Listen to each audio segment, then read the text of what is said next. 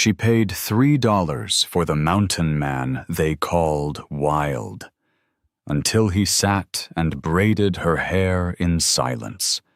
Dust swirled in the hot air as she stepped into the crude auction yard, clutching the $3 so tightly her knuckles whitened, and every man in town turned to stare. Not at her, but at the iron cage beside the post where the mountain man sat, chained, broad-shouldered, wild-bearded, and silent as a shadow carved from stone. They called him the Wild One. Whispered that he lived alone in the timberline, spoke to no one, obeyed nothing, and had been dragged into town after breaking a deputy's rifle in half with his bare hands, though no one mentioned the part where the deputy had struck first. She was 22. Small compared to the men around her, but her back stayed straight as she stepped forward, the heat of humiliation prickling her skin while the sheriff announced, loud enough for everyone to hear, that this dangerous stray was being offered for labor, animal control, or anyone foolish enough to believe they could handle him. Laughter rippled through the yard, the kind that cut more than it amused, and the mountain man lifted his head just slightly, his dark eyes flicking over the crowd before resting on her with a stillness that made her breath catch. Not fear, not anger. Something quieter. She swallowed hard, remembering why she was here. The ranch needed help. Her late father's debts were choking her, and no hired hand would work for a woman alone. But when the sheriff mocked her hesitation and waved the bidding stick, something inside her snapped into steadiness. She stepped forward, placed her $3 on the barrel, and said in a clear, steady voice that she would take him. The yard fell silent, stunned. The amount was an insult, a challenge, a spark thrown onto dry timber. But the sheriff, irritated and amused, slammed the stick down and declared the sale. Chains rattled as they unlocked the cage, and the men stepped back quickly, expecting the wild man to lunge or roar. Instead, he rose slowly, towering over everyone, his movements controlled, almost measured, and walked toward her with a gait that felt more like a mountain shifting than a man approaching. She didn't step back. She didn't flinch. She met his gaze as he stopped just a breath away, waiting for violence or resistance. Yet neither came. He only blinked once, as if studying the shape of her courage. And in that impossible moment, with dust hanging in the still air and the entire town watching, the wildest man on the frontier did something no one expected. He lowered his head slightly, acknowledging her choice with a calm that unsettled every man who had doubted her. The mountain man followed her out of the auction yard with the heavy, deliberate steps of someone who wasn't used to walking behind anyone, and the townsfolk parted as they went, some in fear, some in disbelief, all staring at the woman who had just purchased the most unpredictable man the frontier whispered about. She kept her chin high, though her palms were damp, and each footstep felt louder than the last as their shadows stretched down the dusty main street. The mountain man didn't speak, didn't even glance at the people gawking from porches and store doors, but his silence wasn't hostile. It was controlled, as if the world outside the timberline demanded more restraint from him than strength. When a ranch hand scoffed that she'd wasted $3 on a wild bear, the man's head turned just enough for the heckler to freeze mid-laugh, his bravado dissolving into a stiff swallow before he stepped back under the awning as though retreating could undo the words he'd just thrown into the street. She didn't look back. She simply kept walking, her boots tapping against the boards as she led the way toward the hitching rail where her mule waited with a pack of supplies. The mountain man stopped beside the mule, towering over the animal, and lowered his gaze to the rope she set in his hands. Not tugging it, not resisting it, just examining it with the faint confusion of someone who hadn't been handled like property in years. She didn't tie him to anything. She didn't command him. She simply held the rope lightly between them, leaving enough slack for him to choose whether he followed. For a long moment, the world stilled, heat shimmering above the dust. And then, without being asked, he stepped forward beside her, matching her pace as if the decision had always been his. A murmur spread through the street, people whispering that either she was braver than sense allowed, or the mountain man wasn't the creature they'd painted him to be. As they moved toward the edge of town, passing the last shuttered window and the sagging water trough, he paused once, looking back at the cage where he'd been kept, then shifted his gaze to her, studying the distance she was putting between him and the place that had restrained him. He didn't thank her. He didn't know her, but something in his slow exhale said enough. He understood she hadn't bought him to own him. She'd bought him because she needed help, and because no one else had offered either of them a chance. And with that unspoken agreement, the two of them stepped beyond the last plank fence and into the open trail where the town's judgment no longer followed. The trail stretched ahead in winding ribbons of dust and sage, and the first few miles passed without a single word spoken between them, only the soft thunk of her mule's hooves and the heavy, even rhythm of the mountain man walking just slightly behind her, matching her stride with a steadiness that surprised her more with every step. She kept glancing sideways, expecting him to bristle, resist, or pull away the moment the town was out of sight. But he didn't. He simply moved the way mountains do when storms roll past them, slow, deliberate, unshaken. They crossed a dry creek bed where a scattering of river stones clattered underfoot, and when she stumbled on a loose one, the mule jerked forward, nearly throwing off its balance. The mountain man reached out, not grabbing her, not touching her, only catching the mule's lead rope with a single hand and steadying the animal with the kind of strength that didn't shout for praise, just quietly corrected the world around it. She blinked at him, heart thudding from the near fall, and he met her gaze for a single moment, long enough for her to see that his eyes were not wild at all, just deeply, intensely watchful, like a man who had spent too many winters reading danger before it happened. Then he looked away, lowering the rope and walking on as if the moment didn't matter, though she felt the shift settle into the air like a small stone landing in still water. As they climbed a rise overlooking the valley, wind pushed through the sagebrush in long waves, carrying the scent of pine from the foothills where he had lived alone for years, and she realized the trail ahead led directly toward that hidden world. The sun lowered behind them, painting the sky in burnt gold, and when she wiped dust from her cheek with the back of her sleeve, the mountain man slowed his pace, not enough to seem protective, just enough that she didn't fall behind. The silence between them wasn't heavy anymore. It held shape, intention, something unspoken that neither of them fully understood yet.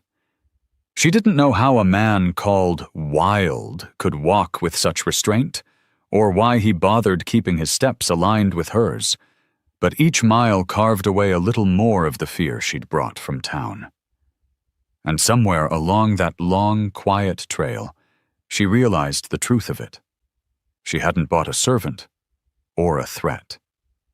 She had bought time. And he was using that time not to escape, but to decide what kind of man he wanted to be now that the cage was behind him. By the time they reached the timberline, dusk had folded itself into the pines, and the trail narrowed into a path only someone who lived out here would recognize.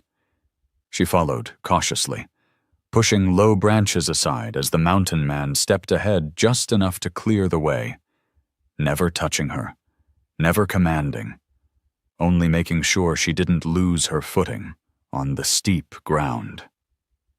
The forest thickened into a cool, shadowed world of moss and cedar. And then, almost hidden between two leaning aspens, his cabin appeared. Small, hand-built, rough around the edges, but sturdy in the way things become when a person builds them alone. She froze at the threshold, unsure if she had the right to step on ground that had never known another pair of boots. But the mountain man simply moved to the side, placing one large hand on the cabin door and pushing it open with a slow, steady motion that didn't invite her in so much as it allowed her the choice. The inside surprised her, not with comfort, but with order. Tools hung neatly on the wall, a cot folded with military precision, a stack of firewood cut into perfect lengths, and a single chipped bowl sitting clean on the table, as if waiting for a day that hadn't come yet. She realized then that the man people called Wild lived with more discipline than most townsfolk she'd known. When she stepped inside, the floor creaked softly, and he stopped near the doorway, watching her take it all in with the expression of a man measuring how much of himself to reveal without speaking. She noticed a shallow scrape across his knuckles, fresh, likely from the struggle that led to his arrest. And without thinking, she reached into her satchel for the small tin of ointment she'd brought for the mule. She held it out to him hesitantly, arm half extended, ready for rejection. Instead, he looked at the tin, then at her, then slowly extended his hand, not grabbing, not rushing, letting her place the tin in his palm as if accepting help didn't make him smaller. The gesture was so unexpected she exhaled without meaning to, and he blinked once, the faintest shift of acknowledgement, before he set the tin quietly on the table. Outside, wind pushed through the pines, rattling needles like distant rain, and she felt the cabin settle around her. Not welcoming, not closing in, just steady, grounded, real. Whatever he had been before the cage, whatever the town believed him to be, none of it matched the quiet man standing before her now, defined not by wildness, but by restraint. Night settled fast in the timberline, pressing cool air against the cabin walls as she unpacked her small bundle of supplies, flour, salt, a stub of soap, items that felt embarrassingly small for a man who lived on cliffs and storms, not cupboards and careful rationing. The mountain man knelt near the fire pit outside, stacking kindling with slow, deliberate motions that carried none of the rage the town insisted he'd been born from. Every piece of wood he set down was placed, not thrown, as though order was the only language he trusted. She hesitated before stepping out to help, unsure if her presence would disturb the fragile peace of the place. But when she approached with an armful of small sticks, he looked up. Not wary, not annoyed, just acknowledging she existed in this clearing now, and shifted his tools aside so she could kneel without crowding him. They worked wordlessly, her arranging the tinder while he positioned larger logs in a tight, efficient stack. And the small sparks that caught between them made the dark clearing feel less like a stranger's home and more like a place where two people could share tasks without fear. When smoke finally curled upward, the mountain man rose to fetch the pot from inside. But as he did, she noticed him favoring his left shoulder, subtle, almost hidden, but clear enough to someone who'd spent years running a ranch with her own hands. He didn't complain, didn't slow his pace, but she stepped forward before she could second-guess herself and gently took the pot from him, murmuring that she could handle it.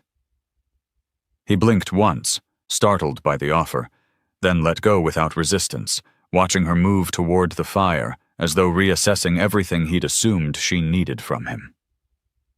She stirred the simple stew she'd prepared, aware of his quiet presence behind her, and when she passed him a tin cup filled with broth, he accepted it with both hands. Careful, respectful, the way a man accepts something he isn't sure he deserves. As he drank, she saw his gaze drift toward the forest edge, the pines shifting in the wind, and she realized he kept checking the perimeter not out of habit alone, but out of a deep instinct to keep danger away from whatever small peace existed here tonight. When he finally sat on the ground a short distance from her, bowl resting between his boots, he was not a wild man or a hired hand, just a solitary human being sharing the first quiet meal he'd eaten beside another person in years. And in the soft crackle of the fire, she understood that this, too, was a kind of care. The fire had burned down to a low amber glow when she finally rose from her seat to gather the scattered pieces of rope and fabric that had been tossed into a crate near the cabin door, hoping to tidy the space without stepping into boundaries she didn't understand. The mountain man noticed before she even reached the crate, turning his head slightly as if weighing whether he should stop her or let her try.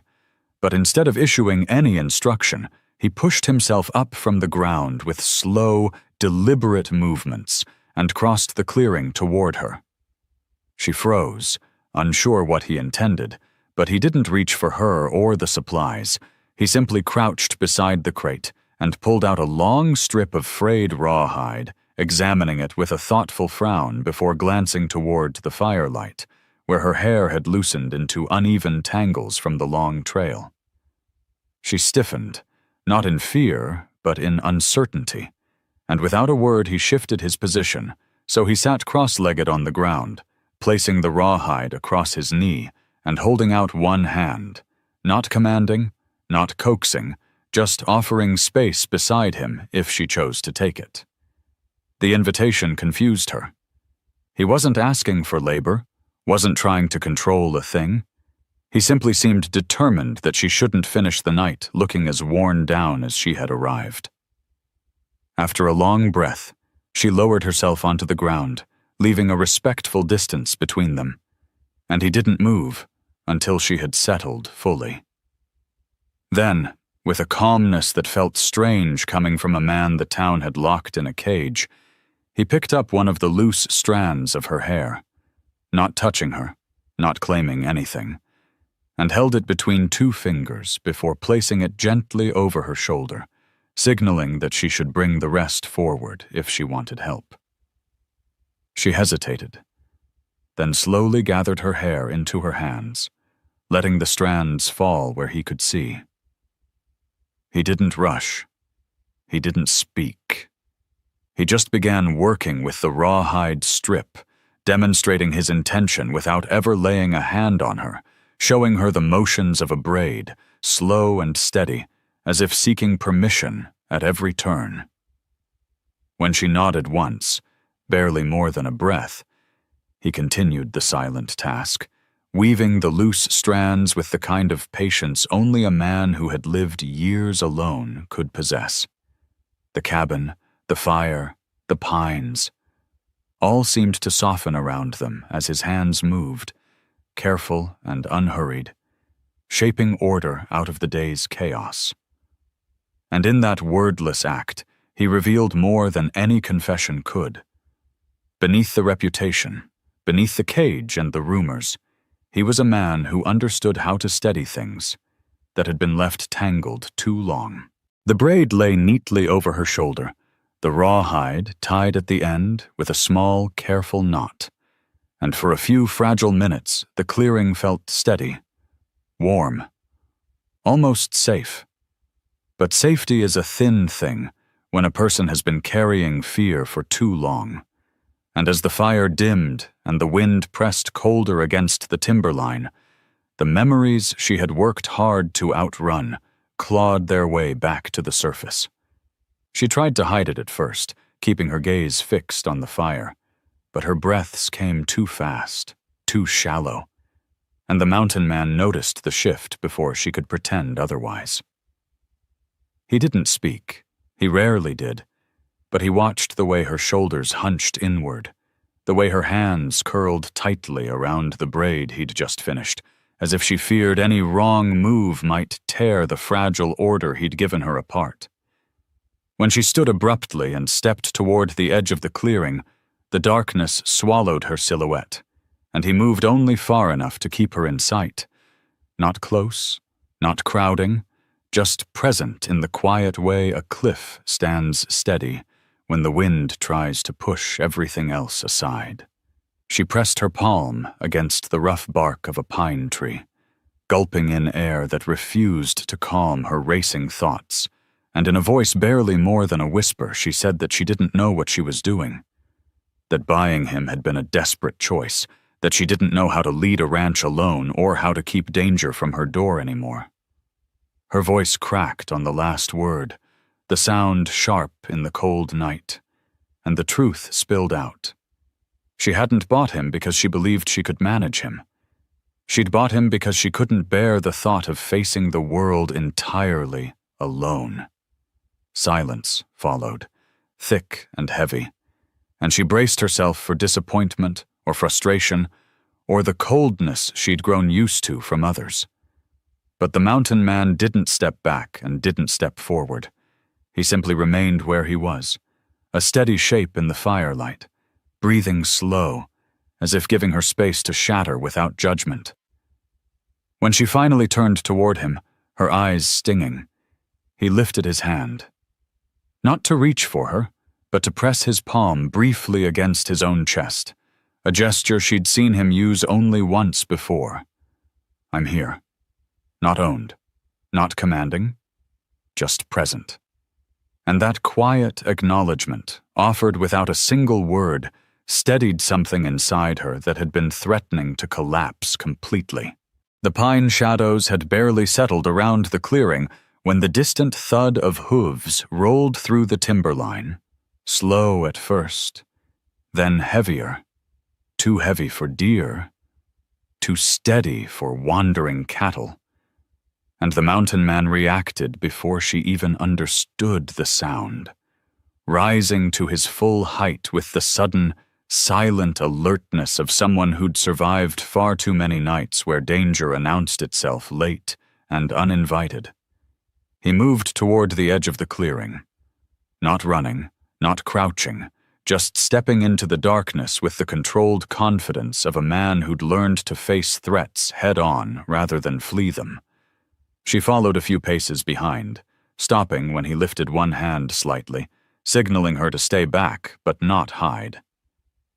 The hooves grew louder, and then lantern glow flickered between the trees. 3 riders pushing through the timber, their voices sharp and impatient, the kind of men who believed the woods belonged to them because they'd ridden through it more than once.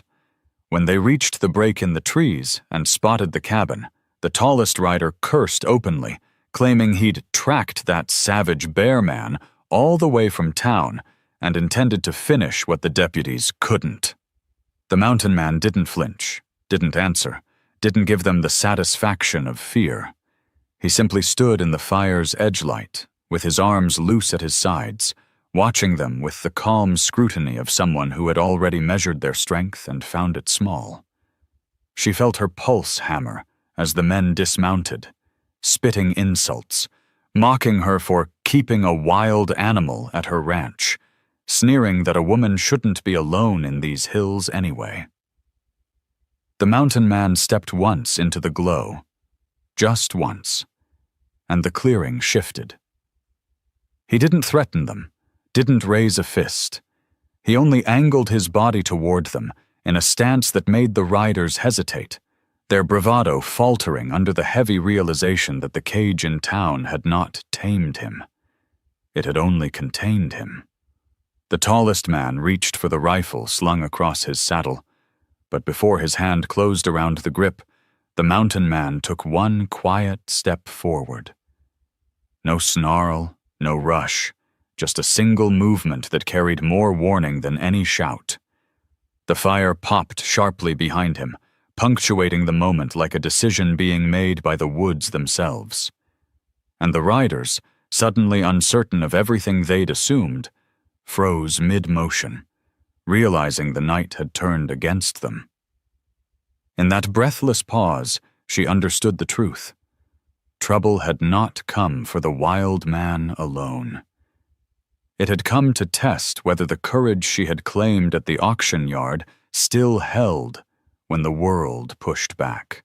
The riders stood frozen at the edge of the clearing, lantern light trembling in their hands as the mountain man's quiet, immovable presence forced them to confront a truth they'd ignored back in town. The man they mocked as wild, dangerous, untamable was not raging at them, not bracing to attack. He was simply refusing to be hunted anymore. His chest rose in slow, controlled breaths, not a hint of fear in his posture. And the longer they stared at him, the clearer it became that the cage in town hadn't held an animal. It had held a man whose patience had limits. The tallest rider cleared his throat, attempting to laugh off his hesitation, but the sound cracked in the cold air. His eyes flicked from the mountain man to her and back again, as though trying to understand why she stood beside someone the town insisted should be chained. She didn't speak, didn't step forward, didn't offer any explanation. She only kept her stance firm, braid lying over her shoulder, blanket wrapped around her arms, the fire behind her casting a steady glow that revealed how little she feared the man they'd come to drag away. The riders exchanged glances, uneasy now, not because he threatened them, but because he didn't have to. His restraint exposed them more than aggression ever could. One of the younger riders finally muttered that he'd heard the mountain man had only defended himself during the deputy fight, that the cage had been a show to pacify the saloon crowd, not justice. The tallest rider hissed at him to shut up, but the truth had already seeped into the clearing like cold fog. Unavoidable. Undeniable. The mountain man didn't move, but his gaze shifted slightly, landing on the younger rider with a calm that held no anger. Only recognition. Someone here was finally willing to see what had really happened. The younger man lowered his eyes first, shame flickering across his face as he took in the scene. Her steady posture, the man's controlled silence, the fire's quiet warmth. Nothing matched the rumors they'd been fed. The tall rider stepped back toward his horse, muttering that they had better things to do than chase hermits. And the others followed with forced bravado, swinging into their saddles far quicker than they had dismounted. As they rode off, their lantern light fading between the trees, she let out a breath she didn't realize she'd been holding. The mountain man didn't watch the riders leave. He watched her instead. Not with ownership, not with gratitude, but with the grounded understanding of two people who had just been measured by strangers, and had stood their ground together, without needing a single word to explain why. When the last echo of hooves faded into the timberline, the clearing settled into a heavy, thoughtful quiet, the kind that comes after danger leaves, but the memory of it lingers in the air like smoke. She stood near the fire with her arms wrapped around herself, feeling the thrum of fear still pulsing through her veins, and the mountain man remained at the forest's edge, watching the trail long after the riders were gone, not out of worry, but to ensure the night truly belonged to them again. Only when he was certain the woods were still did he step back into the glow of the fire, his shoulders lowering a fraction, his breath easing into something closer to calm. She expected him to resume the task he'd left, the quiet work, the careful order, but instead he crouched near the fire pit and poked at the embers with a stick. Not to build the flame higher, but to keep the clearing lit, just enough so nothing else could slip in unseen. His presence, solid and unspoken, made the fear that had nearly swallowed her shrink into something manageable. When she approached with a fresh log, he shifted to give her space, letting her place it on the fire without stepping back or taking over. The shared task grounded the clearing again, drawing warmth into the cold edges of the night. After a while, she sat on the worn stump near the door, letting the fire thaw the last remnants of panic, and he settled on the ground a few paces away. Not facing her, not turning away, just present in the quiet way a ridge stands beside a valley. She touched the braid over her shoulder, feeling its weight, its neatness, its unexpected comfort, and for the first time she realized the day had not broken her. It had shown her who she could be with steadiness beside her, even if that steadiness came from someone the world didn't understand. The mountain man glanced at the rising smoke, then at the trail, then finally at her, giving a slow nod of acknowledgement. Not approval, not reassurance, but a simple recognition that they had both endured something difficult tonight and come through it standing. She nodded back, the gesture small but sincere. The fire crackled softly between them, sending sparks drifting upward into the branches, and the night settled into a peaceful, imperfect stillness. She didn't know what tomorrow would bring, or how long he would stay, or what shape their shared work would take. But as the woods closed around them with the familiar breath of pines and earth, she felt something settle that had been frantic for far too long. She wasn't facing the frontier alone anymore, and he wasn't facing it chained by other people's stories. Whatever they were now, it was enough. Thank you for watching Echoes of the West. Some people are called wild only because no one ever bothered to understand them. Tonight reminded us that silence can carry more honor than loud voices ever will.